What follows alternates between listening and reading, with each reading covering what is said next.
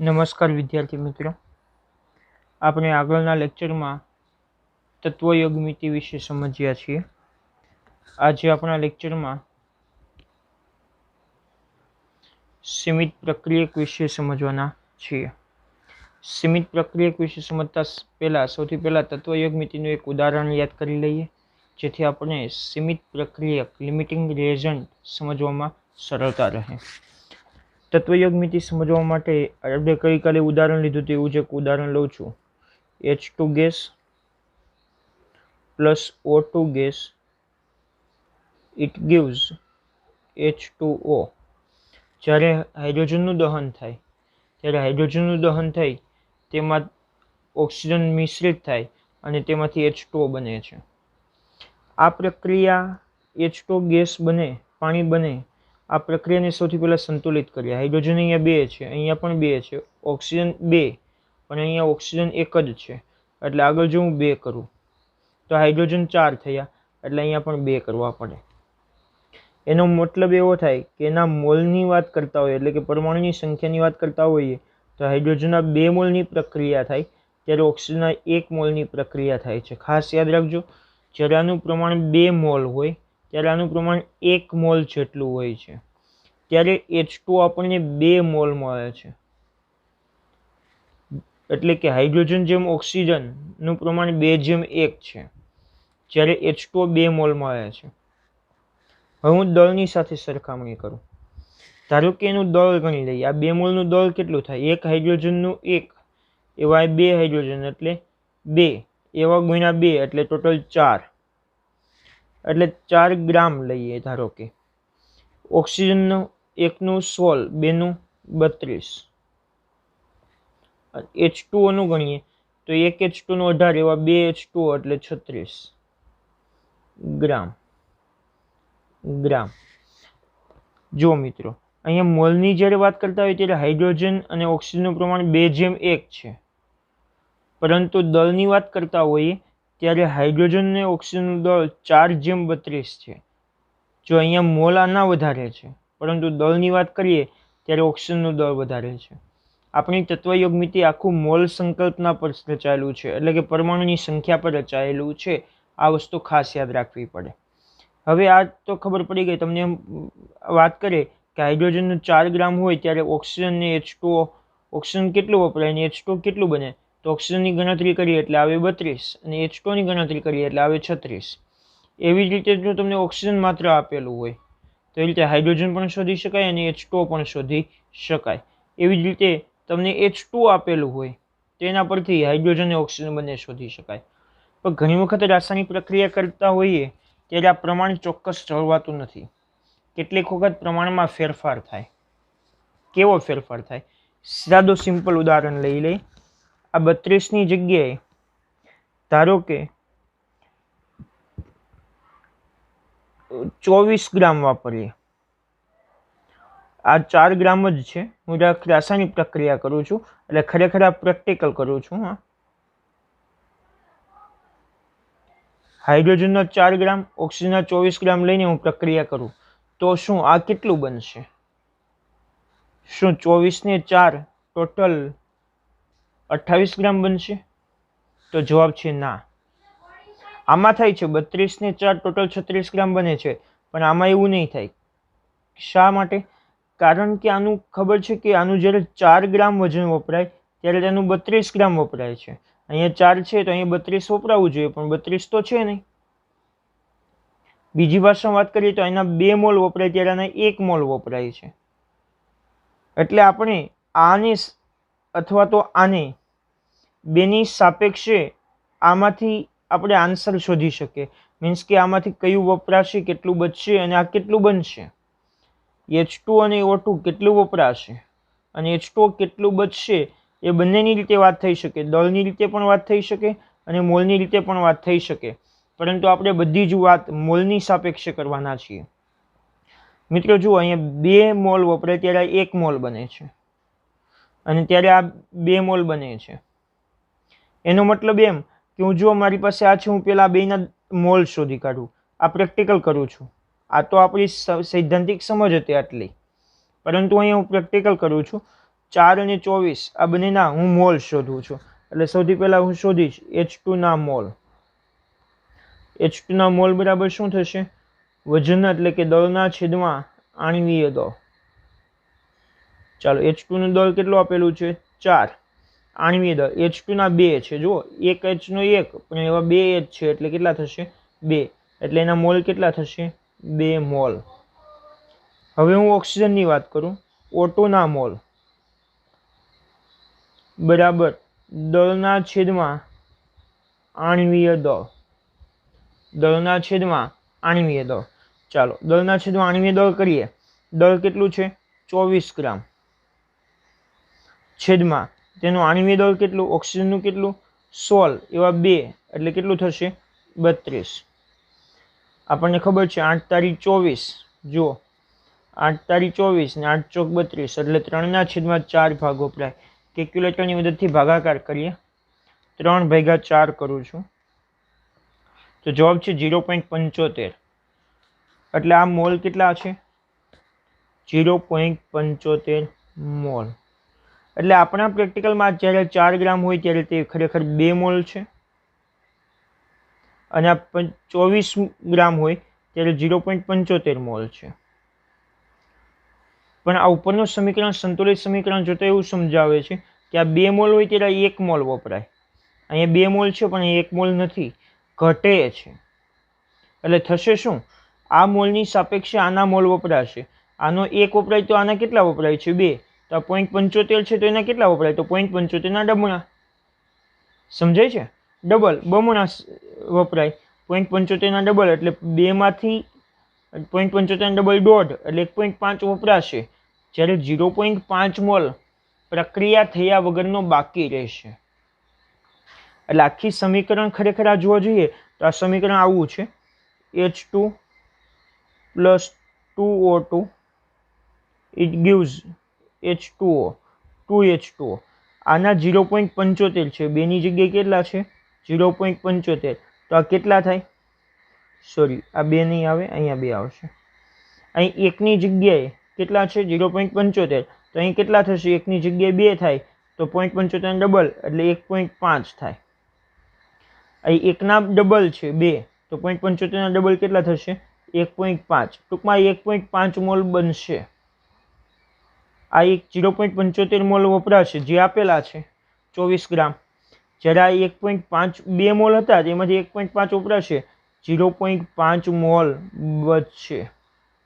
એટલે આવી કોઈ રાસાયણિક પ્રક્રિયા છે જેમાં પ્રક્રિયક અને નિપજ, ટૂંકમાં પ્રક્રિયકમાં કોઈક એક પ્રક્રિયક એવો છે જે થોડા ઓછા પ્રમાણમાં છે, એવા પ્રક્રિયકને સીમિત પ્રક્રિયક કહેવામાં આવે છે. કારણ કે આ પ્રક્રિયાને સીમિત કરી દે છે, પૂરેપૂરી થવા દેતી નથી. 2 મોલ સુધી 1.5 મોલે અટકાવી દે છે કારણ કે ત્યારબાદ ઓક્સિજન બચતો નથી.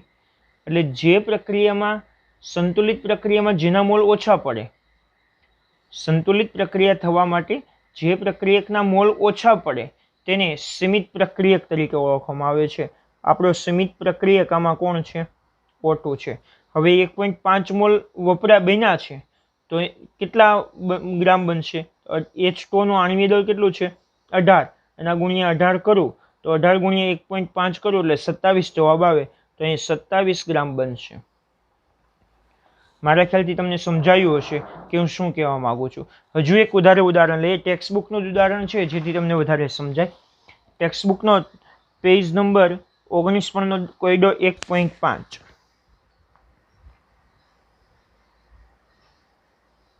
શું છે કોયડો? કે 50 કિલોગ્રામ N2 અને 10 કિલોગ્રામ H2 ને NH3 મેળવવા માટે મિશ્રિત કરવામાં આવ્યા. 50 કિલોગ્રામ N2 અને 10 કિલોગ્રામ H2 ને NH3 મેળવવા માટે મિશ્રિત કરવામાં આવ્યા.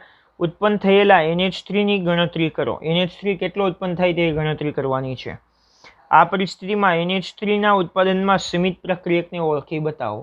ચાલો આપણે પ્રક્રિયા સૌથી પહેલા લખીએ. શું થાય? N2 અને H2 ને મિશ્રિત કરવાની પ્રક્રિયા છે. N2 gas plus H2 gas it gives શું બનાવે છે? તે NH3 બનાવે છે ગેસ. આ પ્રક્રિયા પ્રતિવર્તી પ્રક્રિયા છે એટલે 2 એર આવશે. પ્રતિવર્તી પ્રક્રિયા કોને કહેવાય આપણે આગળના ચેપ્ટરોમાં શીખવાનું છે. સૌથી પહેલાં આ પ્રક્રિયાને સંતુલિત કરી દઉં. અહીં નાઇટ્રોજન 2, અહીં નાઇટ્રોજન જુઓ એક જ છે, એટલે આ નાઇટ્રોજનની આગળ હું શું કરીશ 2. ત્યારબાદ હાઇડ્રોજન જુઓ, હાઇડ્રોજન અહીંયા 2, અહીંયા 6 થયા, એટલે અહીં કેટલા થશે 3, એટલે 3 દૂની 6. એટલે આ પ્રક્રિયાના મોલની જો વાત કરીએ તો નાઇટ્રોજનનો 1 મોલ કંઈ નથી, એટલે 1 મોલ. ત્યારે હાઇડ્રોજનના કેટલા મોલ વપરાય છે 3 મોલ. ત્યારે NH3 કેટલા મોલ બને છે 2 મોલ બને છે. ક્લિયર? હવે આપણે આપેલું છે તે લખીએ. આમાં કેમ આપેલા આવું લખવું, હવે જે આપેલું છે તે લખીએ. શું વિગતો આપેલી છે? નાઇટ્રોજન 50 કિલોગ્રામ, નાઇટ્રોજન કેટલું આપેલું છે 50 કિલોગ્રામ. હાઇડ્રોજન કેટલું આપેલું છે 10 કિલોગ્રામ. ને NH3 મેળવવા માટે મિશ્રિત કરવામાં આવે, ઉત્પન્ન થયેલા NH3 ની ગણતરી કરો. એટલે NH3 કેટલું થયું એની ગણતરી કરવાની છે. અને સીમિત પ્રક્રિયકને ઓળખી બતાવો. આની જેમ જ કરીશું. સૌથી પહેલાં શું ગણીશું, હવે જવાબ ખરેખર અહીંયાથી સ્ટાર્ટ થાય છે. હવે સૌથી પહેલાં આપણે મેળવીશું N2 ના મોલ. N2 ના મોલ, N2 ના મોલ બરાબર શું થશે, દળના છેદમાં આણ્વીય દળ. દળ કેટલું છે 50 કિલોગ્રામ. ગ્રામમાં ફેરવી નાખીએ, કિલોગ્રામને ગ્રામમાં ફેરવીએ એટલે 1000 વડે ગુણવા પડે, ભાગ્યા N2 નું આણ્વીય દળ, એક નાઇટ્રોજનનું 14, તો 2 નું 28. ભાગાકાર કરું કેલ્ક્યુલેટરની મદદથી. 50 ગુણ્યા 1000 ભાગ્યા 28. 50 ગુણ્યા 1000 ભાગ્યા 28. જવાબ આવે છે 1785.71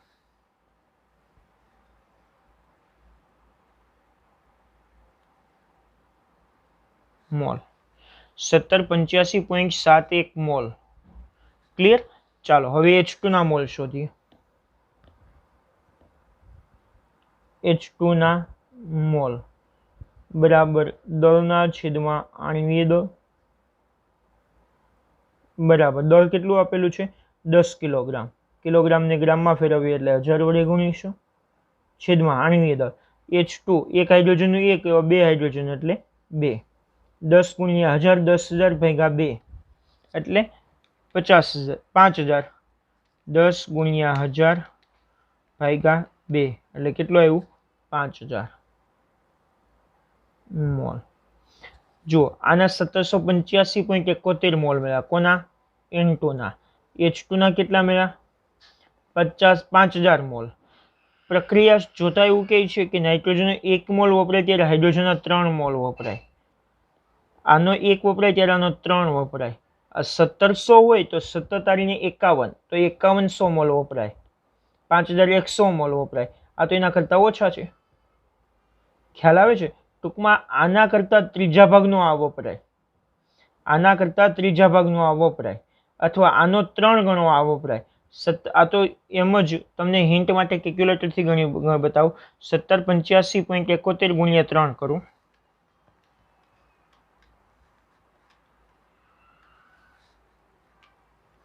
જવાબ આવે છે 5357. 5357 એ 5000 કરતાં મોટા છે. એટલે કે આ પ્રક્રિયા ખરેખર આપણને જે આપેલું છે તે ઓછું છે. કેમ કે 1:3 નો પ્રમાણ હોય એટલે આ પ્રમાણ ઓછું છે. એટલે અહીં સીમિત પ્રક્રિયક કોણ થશે? H2 થશે. ટૂંકમાં H2 ના બધા જ મોલ વપરાશે. H2 ના બધા મોલ વપરાય તો નાઇટ્રોજનના કેટલા વપરાય? તો એના ત્રીજા ભાગના. અહીંયા 3 છે તો અહીંયા 1 છે એટલે ત્રીજો ભાગ. તો 5000 ભાગ્યા 3 કરું તો નાઇટ્રોજનના મોલ મળશે 5000 ભાગ્યા 3 એટલે 1666.66. એટલે કે આ પ્રક્રિયામાં નાઇટ્રોજનના 1666.66 મોલ તથા H2 ના કેટલા 5000 મોલ વપરાય છે. નાઇટ્રોજનના આટલા હતા, આટલા વપરાય તો બચ્યા કેટલા? બાદબાકી કરી નાખીએ. 1785.71 71 119.04 અને N2 ના 119.04 મોલ બચે છે. સીમિત પ્રક્રિયા કયો થશે? H2 થશે. હવે બીજો પ્રશ્ન હતો કે NH3 કેટલું મળે. જુઓ, આ 3નું પ્રમાણ હોય ત્યારે આ 2 મળે છે, આ 1નું પ્રમાણ હોય ત્યારે આ 2 મળે છે. તો નાઇટ્રોજન પરથી ગણતરી કરું, 1 હોય તો આ 2 મળે, તો એના કરતાં ડબલ મોલ મળે. નાઇટ્રોજનના કેટલા મોલ વપરાયા? 1666.66. તો NH3 ના કેટલા મળશે? આની કરતાં ડબલ, એટલે લખી દઈએ કે NH3 કેટલા? 1666.66 ગુણ્યા 2 33.32 મોલ બને છે.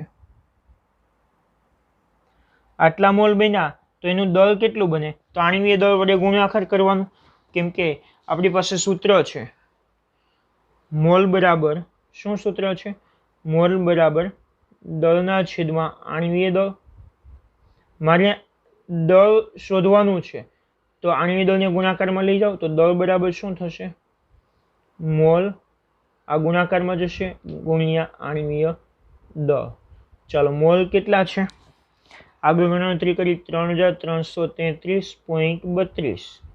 ચાલો, NH3 નું આણ્વીય દળ, નાઇટ્રોજનનું 14, હાઇડ્રોજનનું 1 એવા 3, એટલે બીજા 3, 14 ને 3 17. ખ્યાલ આવ્યો? આ 3333.32. એટલે અહીંયા હું ગુણાકાર કરીશ 17 નો. 17 આના હારે ગુણાકાર કરું, 3333.32 ગુણ્યા 17, તો જવાબ આવે છે 5666.44. 56,666.44. 56,666.44 ગ્રામ.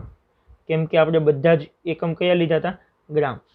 એટલે આપણો જવાબ થઈ ગયો કે આટલા ગ્રામ આપણને NH3 મળશે, NH3 નું દળ. ઓકે, કિલોગ્રામમાં ફેરવું હોય તો ફેરવી નાખીએ અને 1000 વડે ભાગીએ એટલે કિલોગ્રામમાં મળે. એટલે 1000 વડે ભાગવું તો 56.6 કિલોગ્રામ.